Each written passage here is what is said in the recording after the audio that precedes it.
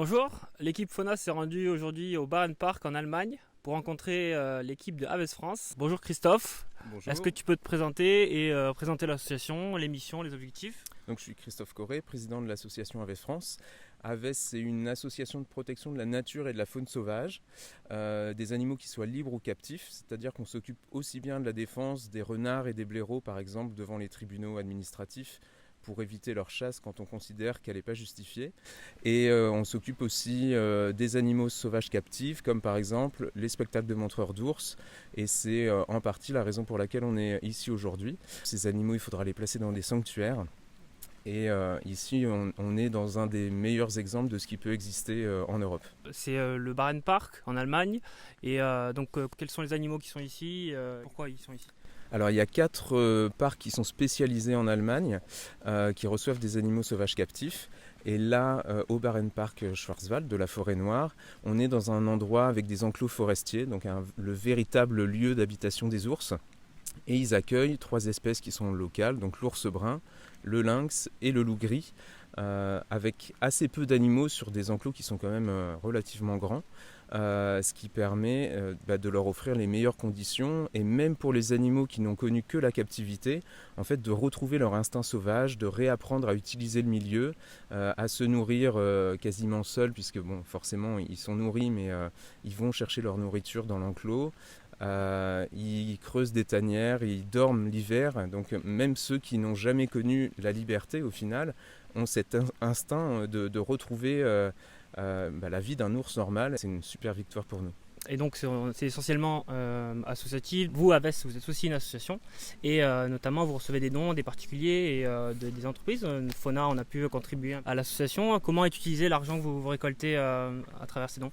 Alors on a plusieurs types de programmes. Depuis l'année dernière, on fait beaucoup de recours en justice, comme je le disais, pour protéger les animaux sauvages dans leur milieu naturel. Donc ça peut être des actions pour essayer d'éviter les abattages de renards ou de blaireaux. Donc c'est un gros poste de dépense depuis l'année dernière. Ensuite, on a toute une partie d'accompagnement des éleveurs pour réapprendre à cohabiter avec les grands prédateurs, donc l'ours et le loup. Ça demande aussi des moyens parce qu'on les accompagne en cofinançant des clôtures par exemple pour protéger les troupeaux. Pour les animaux sauvages captifs, on a eu une grosse partie des dons qui a été utilisée pour soutenir les refuges qui ont pris en charge les ours, pour les actions en justice aussi. À force de créer l'indignation, on a réussi à mettre cette question dans la tête aussi des politiques, du public, des politiques qui se sont demandé si un ours avait vraiment sa place dans une fête médiévale.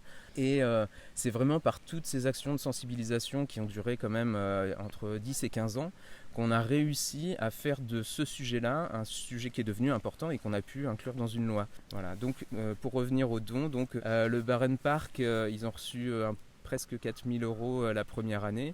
On a parrainé Franca évidemment et on va continuer au fur et à mesure de les soutenir. Donc on essaye de créer ces liens, d'échanger beaucoup avec l'équipe du Bärenpark.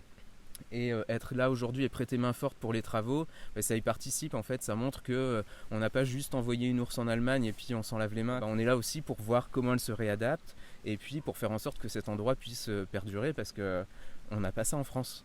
J'ai une dernière question. Est-ce que tu connais ton animal totem? Donc mon animal de totem, c'est le loup. Il y a une meute de 4 loups et une louve solitaire ici, on a pu observer ces animaux. Nous, on a décidé de pas mal travailler justement sur le loup parce que c'est un animal qui à la fois crée beaucoup de fascination et beaucoup de crainte, certainement issu des histoires qu'on nous raconte quand on est enfant. Il faut sans arrêt être sur le terrain, rencontrer les éleveurs, leur montrer qu'il y a des solutions parce que la situation qu'on a encore en France et depuis 2015, c'est de dire que pour éviter la propagation du loup, on tire dessus alors que ça reste une espèce protégée. Donc vraiment par l'accompagnement et le dialogue, on essaye de faire évoluer la situation mais ça risque encore de prendre des années. Bon, merci beaucoup Christophe. Et merci à Fauna.